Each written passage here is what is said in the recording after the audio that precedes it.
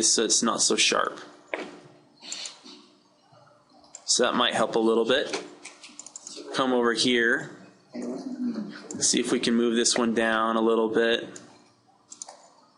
Okay, so that looks a lot smoother right there. So now we can test this again and see if it'll work for us. So we'll do a multi-section surface. Grab the two sections. Click on our guide. Grab the two guides. See if it plays nice. And it does. Okay. Do you have all your points intersecting? Yeah, so all of my points I purposely made intersecting right off the bat because I knew when I created the sketch, like this sketch right here, there's a black dot that indicates where the other line has just ended. Yeah. So I just clicked on that black dot. But if you're not snapping to points, if this snap to point tool is turned off, I can create a spline anywhere and not have it snap to anything. And so sometimes there might be a small gap between this point and the point of the other line. And if there's a gap there, if those are not coincident, this will not make a surface for you.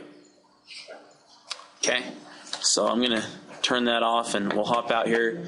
We've got a nice, yeah, you can create a surface with more than 4 sides. That one's a little bit trickier though. And in fact, when we get into the car modeling, I'll show you guys some cool techniques to make some surfaces without just being a 4-sided surface. So we'll have a lot of fun with that. Okay, so this will give you your surface. So this one we want to make parametric.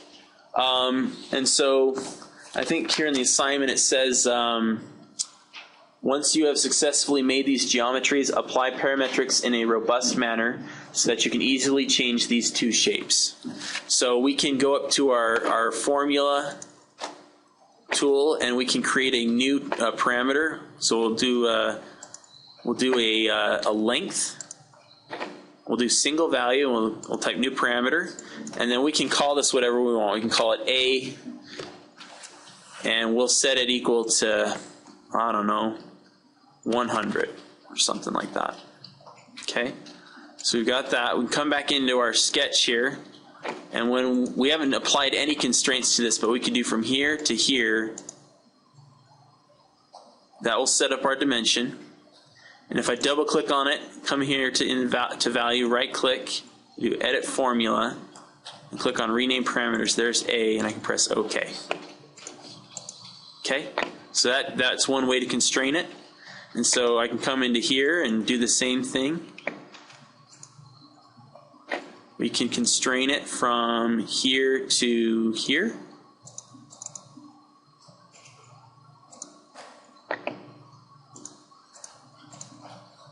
Okay, and then we can do the same thing for all of them. And then when we come up to our formula, we can do a filter, go to renamed parameters.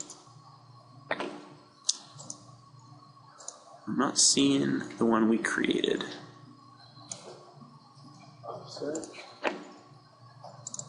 There we go. There's A. So we can tell it, we want it to be 50, press OK, and then this should shrink down to be 50. So. This one didn't update though yet. I haven't updated it. What did you add the parameter to? What dimension? I just made it the length of the spline. So I come in here and I made it a formula and I set it equal to A. Like you click the 2 endpoints? Yep. Now if you do that by endpoints, it's going to warp that smaller endpoint and it's not going to move these other splines. So you might want to find a way to constrain those as well so that it scales proportionately. So using a fraction of the parameter. Mm-hmm. Yep. So you could constrain each of these points to be a certain distance, and that way the whole spline will shift evenly. Okay. The other way to do it is if you're having all of your points coincident to those planes that we set up, you can double click on the plane and it says it's an offset from a plane. If you right click, you can actually edit it and tell it that you want it to be a distance away. Now it's a little bit warped because I didn't constrain this surface to that plane, but you can see that the planes themselves can shift, and if your splines or endpoints are controlled by how far away that is from your origin, you can update it that way too. Keep in mind, though, that that only does the endpoints, and so you'll still need to constrain all of your spline points to be parametric as well. So you'll need to go in there and add those constraints so that they stay a proportional distance away if you want to maintain the integrity of your surface. Or if you'd like to see the surface change as the distance changes, you can just set those up to be a set parameter value. Yeah. Sorry, is that... Yeah, I accidentally unplugged it. Can you guys hear me okay? Parameterizing the planes, is that like sufficient for the scope of this lab? Can you guys still hear me? Oh.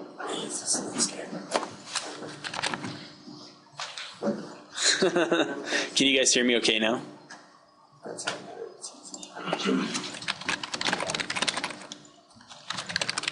this works.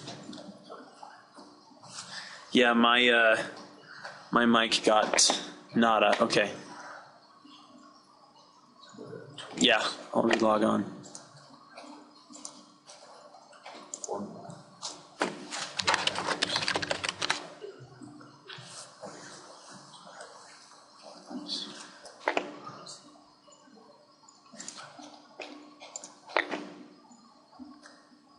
And then I think there's one other person, right? There we go. Sorry guys, my mic got unplugged. Okay, awesome. All right, so yeah, you'll need to parameterize all of your splines. You can either parameterize the planes themselves and make them go a certain distance. If you do that, though, just keep in mind that your surface will get a little bit warped. Unless you control all of the points, you'll need to find ways to control these other points parametrically as well. So you can constrain those to be a certain distance away from each other. That probably is not the best way to do it. You could probably do it this way. It's probably a lot easier. Like that. And then you could make each one of these equal to a fraction of A, or you could have it be a ratio, however you guys want to set that up. So like this one, I could do edit formula, have it be equal to A divided by 2 or something like that. So that would be a certain distance away. And so that's how I could control that spline. Okay. Anyway, that's a pretty awesome surface there.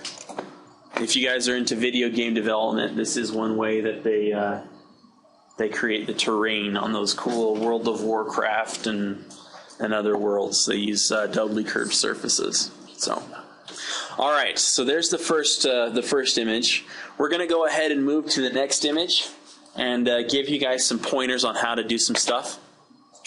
So I'm just going to do a new part. I'll leave this one open if you guys want to come back to it. We'll call this one awesome, just because it is. All right. So in this one, I'll show you guys a few more techniques on how to project geometry, and show you guys some of the errors that you guys might encounter while you're doing some surface modeling, as well as ways to fix those errors. So we'll start with a new sketch, and we're just going to do a rectangle. And we'll constrain it. If you double click on an item in the tree, then it will allow you to do multiple dimensions without having to re-click on it. You're still in the generative shape design? Yeah. Yeah, I'm still in shape design. Oops, already got that one.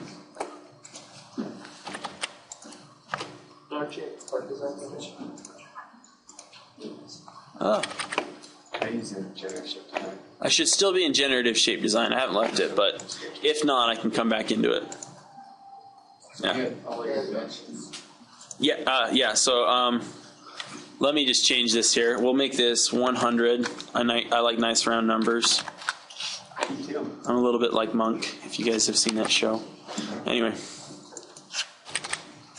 we'll make this 50, and we'll make that 50. Okay, so our rectangle is centered on that that origin. Okay, we'll go ahead and create another plane, and we'll offset it here from that plane 20 millimeters. Okay, pretty easy. I'm just going to click on this plane and create a sketch. And I'm really lazy when it comes to doing CAD modeling. I like to find the quickest way to do things.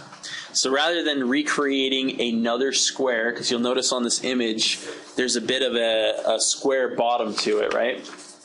So rather than redrawing everything, there is a tool right here called Project 3D Elements. And once again, if I double click on it, I don't have to keep clicking on it on things. But if I double click on that Project 3D Elements, I can click on the geometry that I want. And now when I exit out of Sketcher, that geometry has been pulled in from another sketch and now exists on this new plane. Okay? So that's a real quick and easy way to just extract geometry out. It will update automatically. So if you guys have this thing constrained parametrically, using formulas, then the projected geometry will update too. So it's pretty cool. We'll do another plane. Oops, sorry. There we go.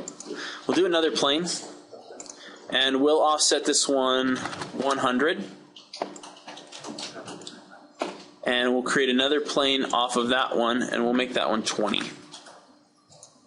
Okay. So now we're going to do the circular portions of this. We'll go ahead and do a sketch on this plane, and I am just going to throw in a circle, and we'll constrain the diameter to be 75. Looks good. Okay. All right. So now we can start doing some sheet development here, some 2D sheet development surfaces. Once again, we can use the multi-section surface, and we can select this surface and this surface, press OK, and it'll throw an error. And you're like, what's going on? Like, you know, I just want it to create a surface between the two. Well, one of the other things here is it says that if you're not doing splines, making sure that your arrows are pointing the same way, and you've got like a closed loop, like a square or a circle, it'll have a closing point. You need to make sure that the closing points correspond to the same closing points on a different sketch. So the closing point on this bottom section here is on this corner.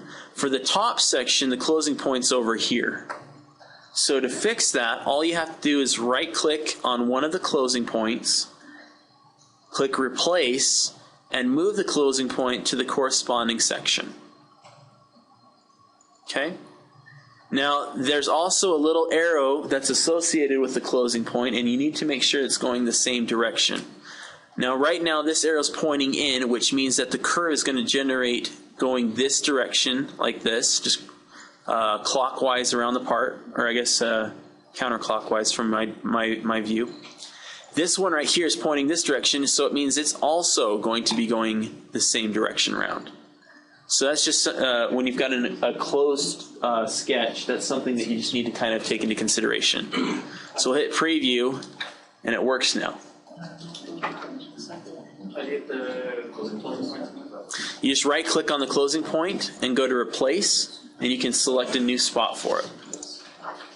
So we've got our first little box there. Okay. Now we want to go ahead and kind of get this box to kind of go up to the circle there. There's a blend tool that will allow you to do that. And it just asks you for your first curve, so we select that object there. Which one's the blend tool? We spent 5 hours.